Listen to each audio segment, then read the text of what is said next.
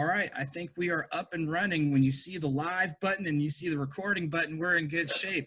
So Yes. greetings, ladies and gentlemen. This is our edition of All About the Authors. This is our authors chat and roundtable that we do every second and fourth Sunday at 3 p.m. Eastern Standard Time. And I know your book is really kind of giving insight regarding your journey in living with, and I like to say living with versus have, because sometimes when you say have, that means it has dominion over y'all. Exactly. But you live with it and you're still living, powerful, enriching, and engaging lives.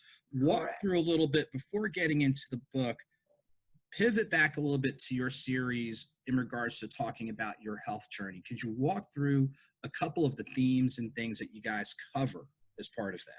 Yeah, so we actually define what infertility is, because the crazy thing is a lot of people are not really sure what the definition of infertility is, which it really is when you're attempting or continually having sexual intercourse in attempts to have a pregnancy without any contraception for at least 12 months without a pregnancy occurring.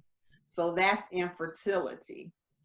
We also discuss the causes of infertility, some of the symptoms of infertility, and we discuss some other diseases surrounding infertility. So all of that, we have videos on our Let's Talk Fertility with San and Mac. So if you guys get a chance, go on Facebook in that group and access some of those videos, and it has really great information there. And I'm glad you all are sharing that, because like you said, sometimes when we hear about a health issue or health challenge, our minds can go so far left and so far right. Right. But it sounds like, just from your life experience, doing the research, you're trying to make sure to share, based on what's known right now, best and credible practices, but also a sense of encouragement to people. Because even with the definition that you gave, some people aren't really fully aware of even, what it really means. Definitely the book came before everything else. And how the book came about was I was talking to some of my military sisters, and I went to a networking event. And they were all talking about how they had written a book, and each of them, every last one of them were like, I wrote a book about this, I wrote a book about this. And they were like, we all have a story to tell. And so I was like, seriously, I never even considered writing a book. And on the ride home from, it was in Alpharetta, so that was an hour and a half drive for me. So I had a good day. Exactly. So I had a long ride home from that networking event, and I talked to Jesus all the way home. I was like, what would I write a book about? Just like that. He was like, somebody needs to know what you and Octavian went through in regards to fertility, in regards to the adoptions attempts, in regards to the pregnancy attempts, in regards to the miscarriage, in regards to his diagnosis of infertility. Because people do not realize it, and they would see your face and be like, oh, for real? That's what they're going through. They smile every time we see them. They're smiling. They have no clue what was going on behind closed doors, the turmoil that we felt in our heart, the amount of money that we were spending with all these different attempts, and the infighting. Is you? No, it's you. We got this doctor's appointment. I can't go. Why you can't go? I can't schedule an appointment. I don't want to go see the doctor no more. That kind of thing that we went through, all those different going back and forth, and how it played a part into different issues in our marriage. Yeah.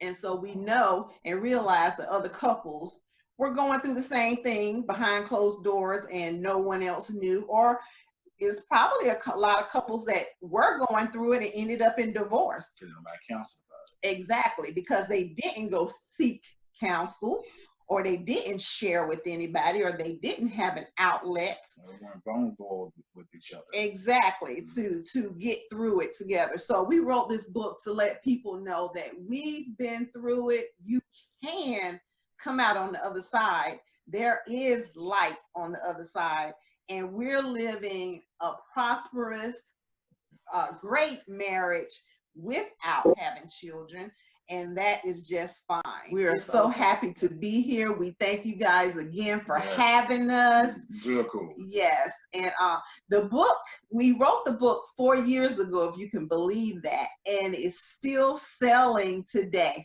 That lets you know that what we're discussing is very important. And people still going through it and still dealing with it. And if they need to speak with us or to get in touch with us, we're available, like I said, on social media under The Braxton Agency. Reach out to us and we'll be more than happy to contact you guys, mentor you, or discuss whatever you need to discuss in regarding fertility. I tell you. You know what I always say, a book will always be new to the people who don't have it. So it will always be new, you know. And I tell people a lot of times, you know, they'll feel rushed to create a different, and if it's something that, you know, you're led to do a different book, that's fine. But don't never disregard your first book. Right. Yeah. Because it never gets old. Right. It's always new to the people who haven't had it, and definitely a book like yours that's impactful. I definitely want to get it for some friends, like I said, that's been through similar things. And when I'm looking at you, I think about them, that the friends that I have and family members that have experienced dealing with with a loss of a child and being infertile, things of that nature. They are very happy, and they are extremely happy, and you know, you look and you say, you can often look and say, you know, gosh, you see their kids running around and you think that could have been us. But so many of women and men look at you guys and say, oh my God, like my sister and my brother, they have the most amazing relationship, and they are so happy, and they do so many amazing things together. And so, you know, we can always see, you know, something in another person, or something that we may have desired or whatever, but we have to just look at what's right in front of us. Yes, you have to be happy with what God gave you, whatever that is. Whatever conditions you're in. Whatever condition you're in, it's a rainbow somewhere. Yes, there is.